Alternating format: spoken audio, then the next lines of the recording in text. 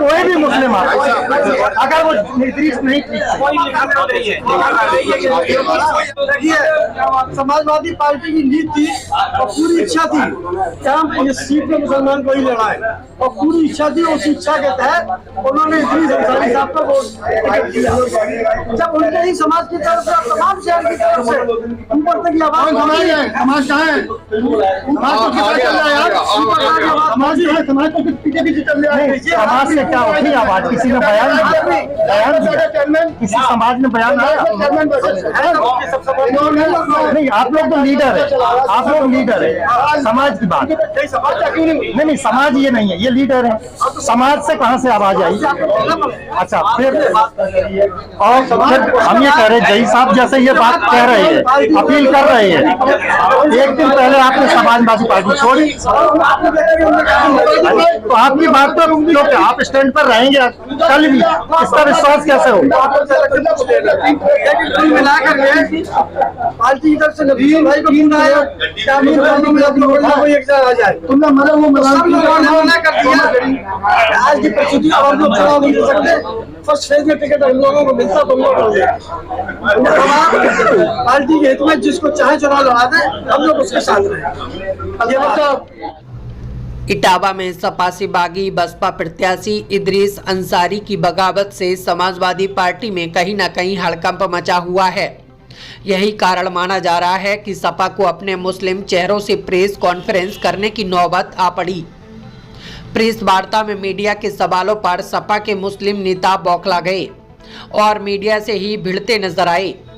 जानकारों के मुताबिक बताया जा रहा है कि इससे पूर्व में कभी भी समाजवादी पार्टी को मुस्लिम वोटरों का इतना विरोध नहीं झेलना पड़ा, जिससे कि सपा के लीडरशिप को सामूहिक प्रेस वार्ता करके शहर के मुस्लिम वोटरों को संदेश देने का काम किया गया हो। हालांकि अभी लीडर सपा प्रत्याशी को वोट देने की अपील करते नजर आए। अब यह देखने की बात होगी कि आगामी 11 मई को मुस्लिम वोटर किसके समर्थन में जाएगा।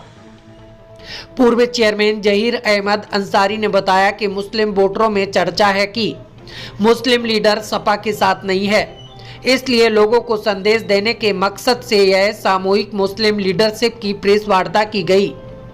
पूर्व चेयरमैन फुरकान अहमद ने बताया कि हम सभी लोग सपा के प्रत्याशी के साथ हैं और इटावा का इतिहास रहा है कि मुस्लिम वोट सपा के साथ ही रहा है। इस बार भी सभी मुस्लिम वोटर सपा के साथ ही है। प्रेस वार्ता इसलिए बनाई है कि हमने जो टिकट उस वक्त ऐलान किया था और पार्टी से छोड़ी थी हमने, उसकी जो वजह थी वो वजह तो आप लोगों को हमने वहाँ बताई है, वो बताई है। अब वो दोबारा जो है आप लोगों का जो सामने बात कह रहे हैं कि जिस तरीके से मतलब ये है कि इन्होंने इद्रीस ने हमारे नेताओं को मिसगाइड करके मुसलमानों को ये जब पता चला कि इद्रीस का टिकट फाइनल हो गया है, तो हमारे नेताओं को ये तमाम मुस्लिम खास तौर से मुस्लिम समाज का लोग जब सामने पूरे शहर में आया, तो हमारे नेताओं ने कुछ शहर के जो 1989 से लेके जो संघर्ष करते रहे मुसलमान 8-10 लोग, उनको बुलाया और बुलाने के बाद में कहा कि इनका इद्रीस का बहुत ज्यादा विरोध हो रहा है, लिहाजा क्या करना चाहिए इस हालत में। आखिर ये समाज के आपके लोग जो है सारा विरोध कर रहे हैं, ये क्या वजह है?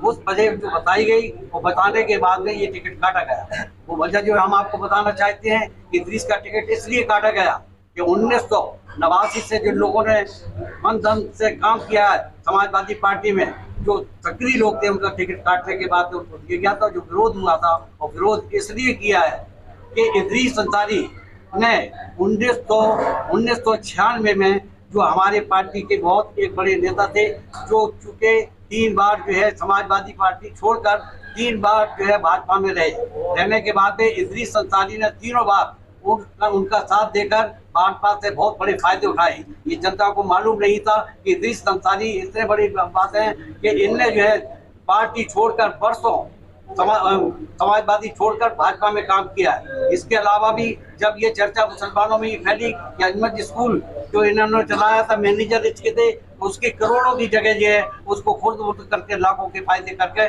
मुसलमानों को दिलों में ठेस पहुंचाई, इसलिए इद्रीस अंसारी का टिकट काटा गया है। उसके बाद हमारे नेताओं ने हमारे जिम्मेदार लोगों को मुसलमानों को बुलाया और बुलाने के बाद उन्होंने कहा, उन्हें टिकट इद्रीस का काटने के बाद बुलाया और उन्होंने कहा कि आखिर अब यह क्या क्या मामला है, इसका टिकट कट चुका है, अब हम किसको टिकट दें।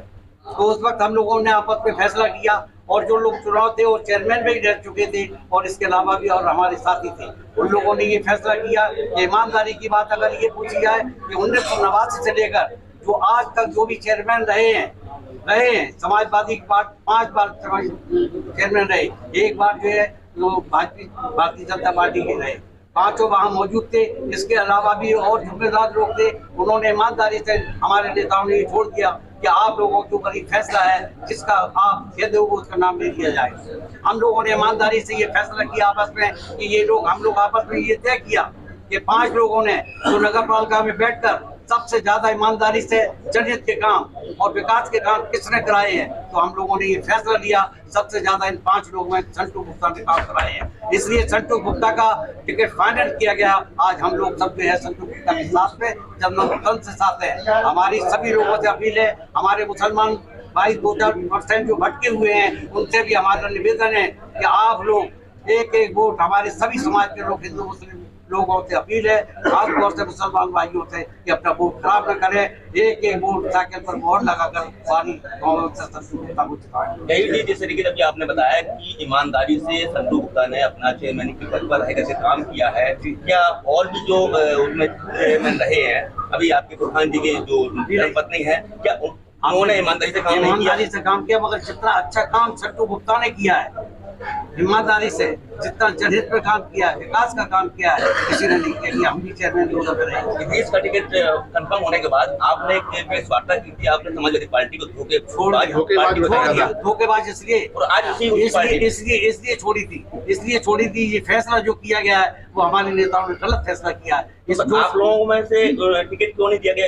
नहीं, तो मिसगाइड किया गया था, उनको बड़ा लालच दिया गया था। जो चापलूसी लोग थे समाजवादी पार्टी में, उनको लाखों रुपए का लोभ लालच दे के हमारे नेताओं को कई सालों से समाजवादी पार्टी छोड़े हुए व्यक्ति को आखिर टिकट क्यों दिया गया? आप लोगों को क्यों नहीं दिया गया? आप लोगों को नहीं दिया गया जब उनके चापलूसी लोग लगे हुए थे हमारे नेताओं के साथ में, जिनने लाखों रुपए लिया था।